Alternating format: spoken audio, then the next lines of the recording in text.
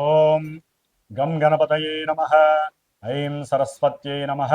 శ్రీ గురుభ్యో నమః. హరి ఓం. ఆదిత్యాయ చ సోమాయ మంగళాయ బుధాయ చ గురుశుక్రశనిభ్యశ్చ రాహవే కేతవే నమో నమః.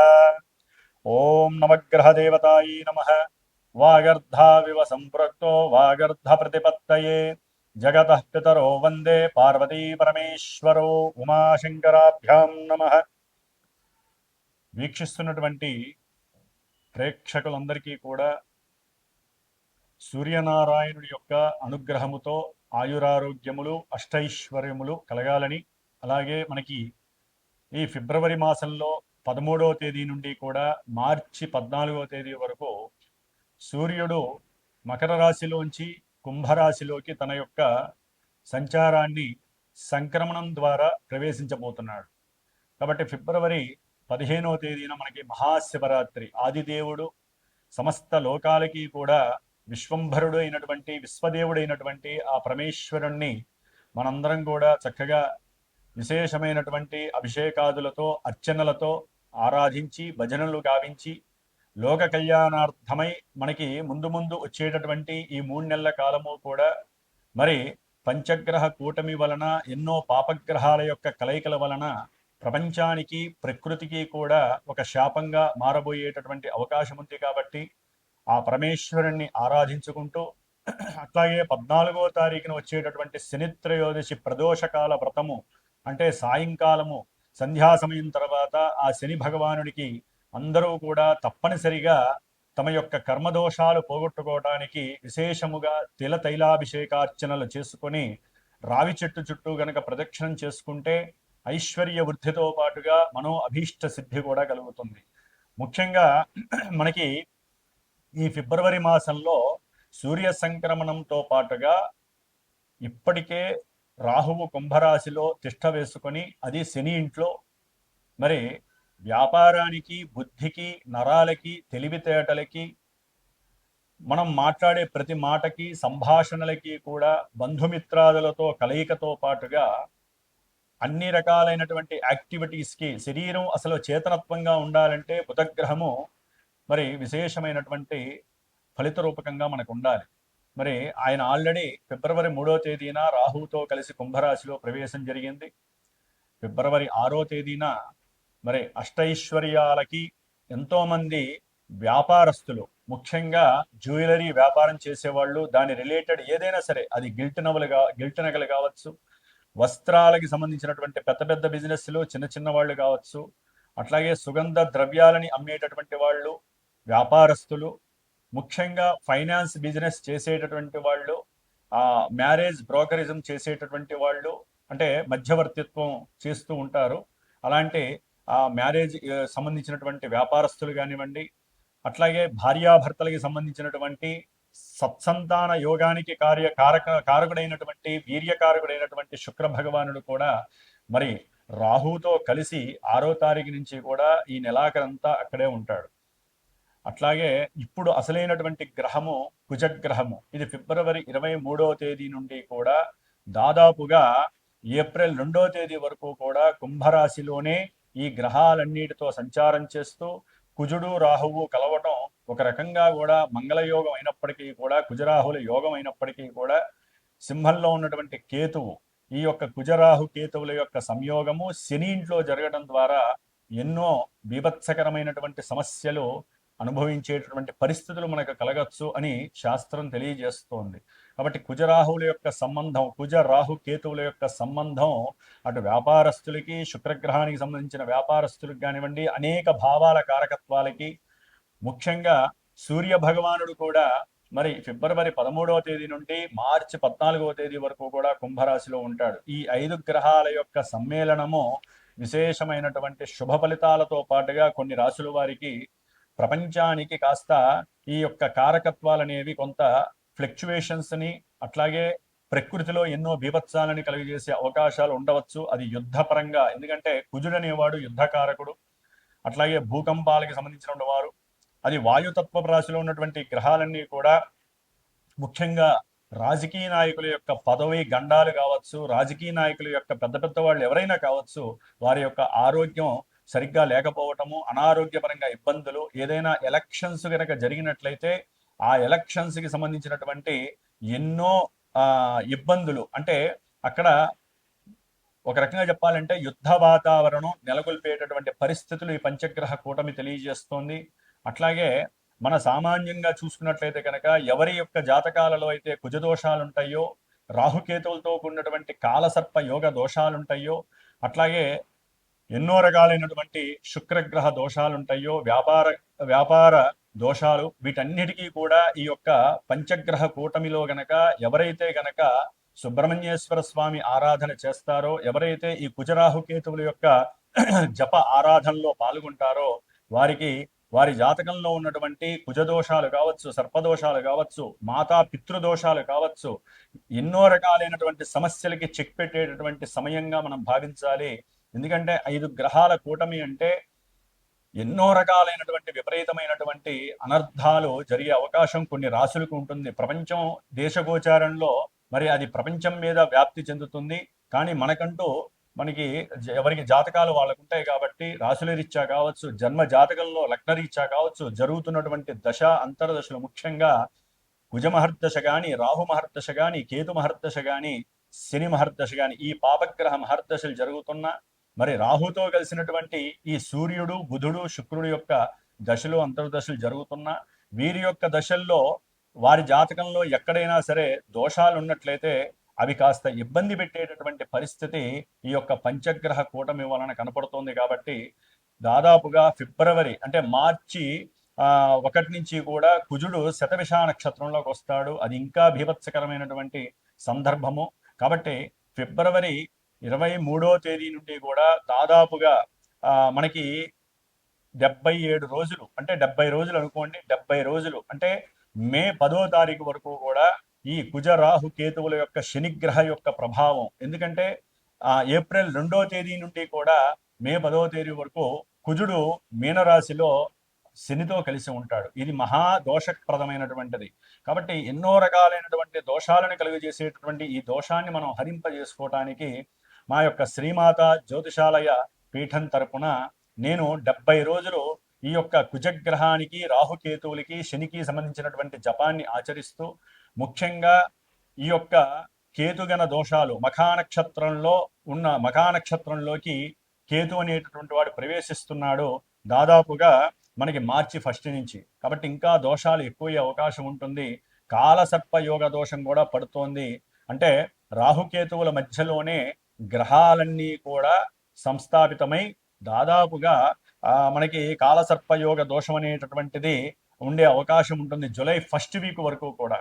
కాబట్టి ఈ యొక్క 70 రోజులు కూడా నా యొక్క పీఠంలో, నా యొక్క ఆధ్వర్యంలో నాచే చేయబడుతూ, ముఖ్యంగా ఈ యొక్క సుబ్రహ్మణ్య ఆరాధన విశేషంగా జరిపి, మధ్యలో మార్చి 1st వీక్ తర్వాత అంటే ఏప్రిల్ సమయంలో నేను అష్టవినాయక దర్శనం, పూణేలో ఉన్నటువంటి అష్టవినాయకుల యొక్క దర్శనము, అట్లాగే సుబ్రహ్మణ్యేశ్వర స్వామికి సంబంధించినటువంటి దైవ తీర్థాలని కూడా సంచరించి, మధ్యలో 1-2 సార్లు సుబ్రహ్మణ్య పాశుపత హోమాలని సంతానం కలక్కపోయినా వారి గురించి కావచ్చు, వివాహం కానిటువంటి వారికి, వివాహమై దాంపత్య అనుకూలత సరిగ్గా లేనటువంటి వారికి, మతిస్థిమితం సరిగ్గా లేనటువంటి వారికి, వ్యాపారంలో నష్టాలు అనుభవిస్తున్నటువంటి వారికి, అట్లాగే ఎవరికైతే జన్మజాతకంలో ఎంత కష్టపడ్డా కూడా 10 రూపాయలు దాచుకోలేని పరిస్థితి, సంపాదించలేని పరిస్థితి ఉన్నటువంటి వారు కావచ్చు, ముఖ్యంగా సంతానహీనత, గర్భవిచ్ఛిన్న దోషాలు కలిగేటటువంటి వాళ్ళు, జన్మజాతకంలో ఉన్నటువంటి కుజరాహు కేతువుల యొక్క దోషాలు ఉన్నటువంటి వాళ్ళు తప్పకుండా సంప్రదించండి. మరి ఈ యొక్క కార్యక్రమానికి 70 రోజుల యొక్క కార్యక్రమానికి డైరెక్ట్గా నాకు ఫోన్ చేసినట్లయితే కనుక దానికి సంబంధించినటువంటి నియమాలు ఏ విధంగా ఆచరించాలి, మీరు ఏ విధమైనటువంటి మంత్రాలు, అర్చనలు ఈ 70 రోజులు చేసుకుంటే కొన్ని రాసుల వారికి ఆ యొక్క అవయోగాలు తొలగిపోయి యోగాలు కలుగుతాయో నేనే డైరెక్ట్గా మీకు తెలియజేస్తాను. అట్లాగే జాతక పర్యవేక్షణ ద్వారా కూడా ఎన్నో విషయాలు మీరు తెలుసుకోవచ్చు. ముఖ్యంగా ద్వాదశ రాశుల్లో మేషాది రాశి నుంచి మీనరాశి పర్యంతం కూడా మనకి ఈ 12 రాశులలో ఈ యొక్క గ్రహస్థితుల యొక్క పంచగ్రహ కూటమి ప్రభావం ఏ విధంగా ఉంటుందో తెలుసుకునేటటువంటి విషయంలోకి వెళుతూ, ఓం తత్పురుషాయ విద్మహే మహాసేనాయ ధీమహి తన్నః షణ్ముఖ ప్రచోదయాతు. శ్రీ వల్లీ దేవసేనా సమేత శ్రీ సుబ్రహ్మణ్యేశ్వర అనుగ్రహ సిద్ధిరస్తు. మిథున రాశి.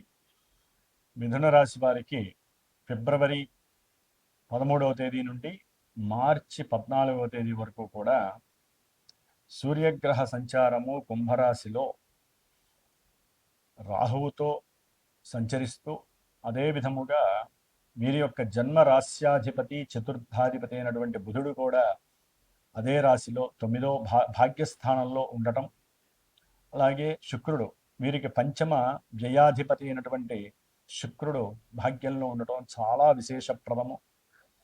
షష్ఠమ లాభాధిపతి అయినటువంటి కుజగ్రహము మరి ఈయన 9లో ఉండటం, ఇవన్నీ కూడా 5 గ్రహాలు కూడా పంచగ్రహ కూటమిలాగా ఈ యొక్క మిథున రాశి వారికి ఒక్క శుక్రగ్రహం మినహా మిగతా 4 గ్రహాలు కూడా వీరిని అష్ట కష్టాలు పెట్టేటటువంటి పరిస్థితులను కలుగజేస్తున్నాయి. ఇక్కడ ఇంకొక విషయం అండి, జాతకంలో కనుక ఈ గ్రహాలు ఏదైనా శుభ సూచికాలుగా 1కి 2 ఉన్నట్లయితే కనుక వీరికి పిత్రార్జిత ధనలాభాదులు కలుగుతాయి, ప్రయాణాదుల వలన సుఖ సౌఖ్యాలు కలుగుతాయి. అట్లాగే పూర్వజన్మలో చేసుకున్నటువంటి పుణ్యఫలమంతా కూడా వీరికి సంప్రాప్తిస్తుంది జాతకంలో యోగించే పరిస్థితి ఉంటే. లేదా ఆల్రెడీ వీరికి జన్మ జాతకంలో ఇప్పుడు ప్రజెంట్ నడుస్తున్నటువంటి గోచారంలో జన్మరాశిలో ఉన్నటువంటి గురుగ్రహము, అంటే మిథునంలో ఉన్నటువంటి గురుగ్రహము కొంత అనారోగ్య సూచనలని, భుజాలకి మెడకి సంబంధించినటువంటి, అట్లాగే సయాటికా సమస్యలు, తొడల భాగానికి సంబంధించినటువంటి అనారోగ్య సమస్యలని, మోకాళ్ళకి సంబంధించినటువంటి అనారోగ్య సమస్యలని కూడా కలగజేస్తూ, పాద సంబంధితమైనటువంటి అన్ని విషయాలలో దేహ అనారోగ్య బాధని కలుగజేస్తుంది. అట్లాగే కొంతమందికి విద్యార్థులకి మతిమరుపు అనేటటువంటిది కూడా, అంటే చదువుకున్నది గుర్తు లేకపోయినటువంటి పరిస్థితి, దాని ద్వారా మార్కులు తక్కువగా రావటం, వారిలో బాగా చదువుకోవాలనే తాపత్రయం ఉంటుంది కానీ గ్రహాల యొక్క ప్రతికూలత, ముఖ్యంగా నర్వస్ సిస్టమ్ అనేటటువంటిది కొంత ఇబ్బందికరమైనటువంటి పరిస్థితిని కలుగజేస్తుంది. అది మెడకి సంబంధించింది కావచ్చు, తొడ భాగానికి సంబంధించినటువంటి విషయాల్లో నరాలకి సంబంధించినటువంటి దోషము ఎక్కువగా ఇబ్బంది పెడుతుంది.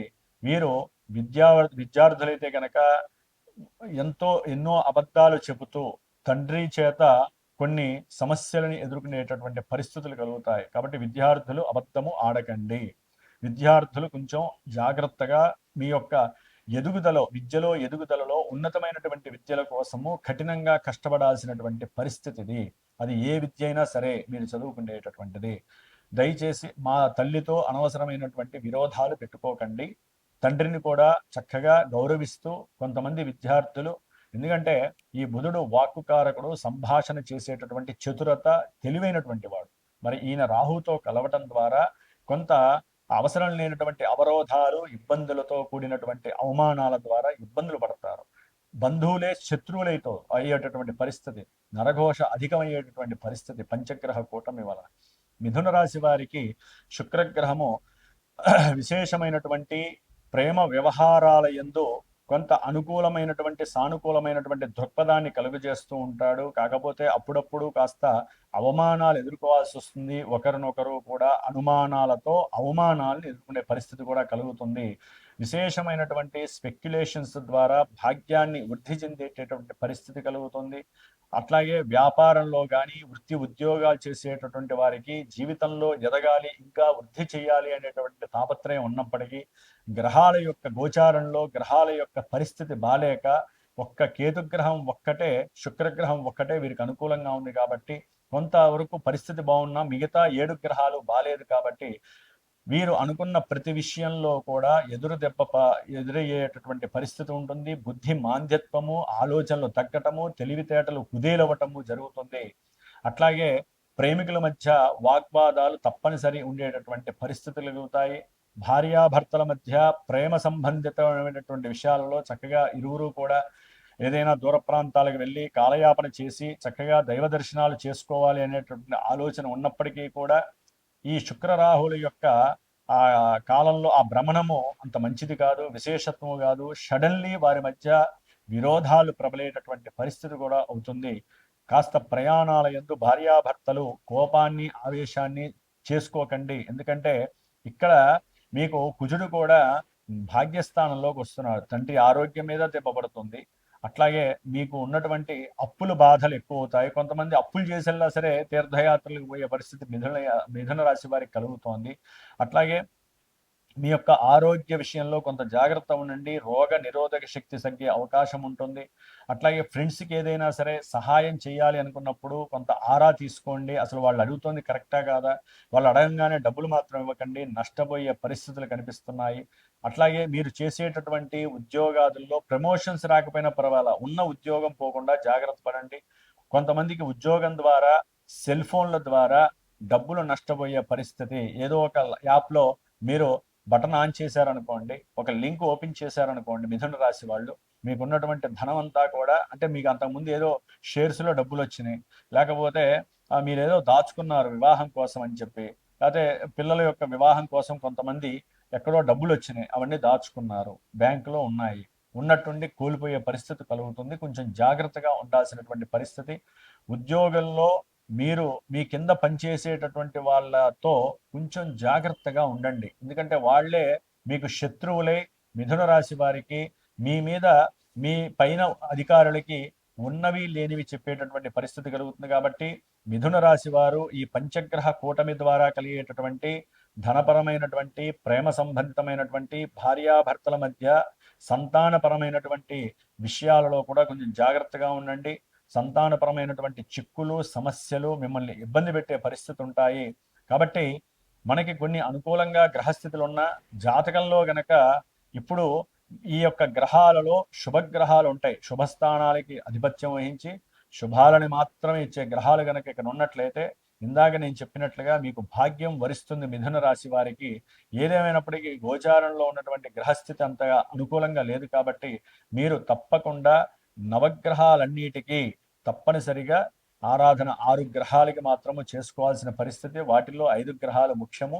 అనుకున్న సంకల్పాలన్నీ కూడా విభేదం లేకుండా వెళ్ళాలి, మంచిగా సానుకూలంగా వెళ్ళాలంటే, తప్పకుండా ప్రయాణాలలో ఆటంకాలు, ప్రమాదాలు లేకుండా ఉండాలంటే మరి మీ అంతటా మీరు ప్రదక్షిణాలు చేసుకోవటమో, నవగ్రహ స్తోత్ర పారాయణ చేసుకోండి, ఆదిత్య హృదయాన్ని చదవండి. లక్ష్మీనారాయణ జపం అయితే చాలా విశేషమైనటువంటి ఫలితాన్ని ఇస్తుంది. లేదా పీఠం ద్వారా చేసేటటువంటి 70 రోజుల యొక్క ఈ సుబ్రహ్మణ్య ఆరాధన మీకు మీకున్నటువంటి ఎన్నో అప్పుల్ని తీర్చేసేటువంటి పరిస్థితి కూడా ఈ మంత్ర ప్రభావం చాలా ఉపయోగపడుతుంది. భార్యాభర్తల మధ్య సంతాన విషయంలో ఏదైనా సమస్యలుంటే అవి కూడా తొలగిపోతాయి. ప్రేమికులు ఒకరికొకరు అర్థం చేసుకునే పరిస్థితి కలుగుతుంది.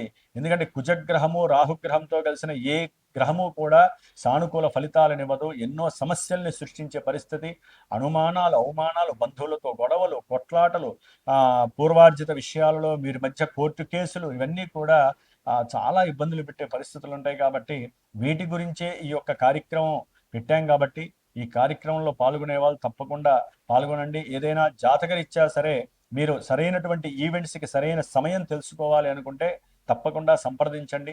ఏదేమైనప్పటికీ కూడా మిథున రాశి వాళ్ళు నిత్యము కూడా ఈ నెల రోజులు విష్ణు సహస్రనామం చేయండి. అనుకున్న సంకల్ప సిద్ధి నెరవేరుతుంది. తండ్రి యొక్క ఆరోగ్యం బాగుంటుంది. మీకు రావాల్సినటువంటి ధనం ఏమైనా ఉంటే విష్ణుమూర్తి తప్పకుండా మీకు చేరవేస్తాడు. ఓం శ్రీమాత్రే నమః.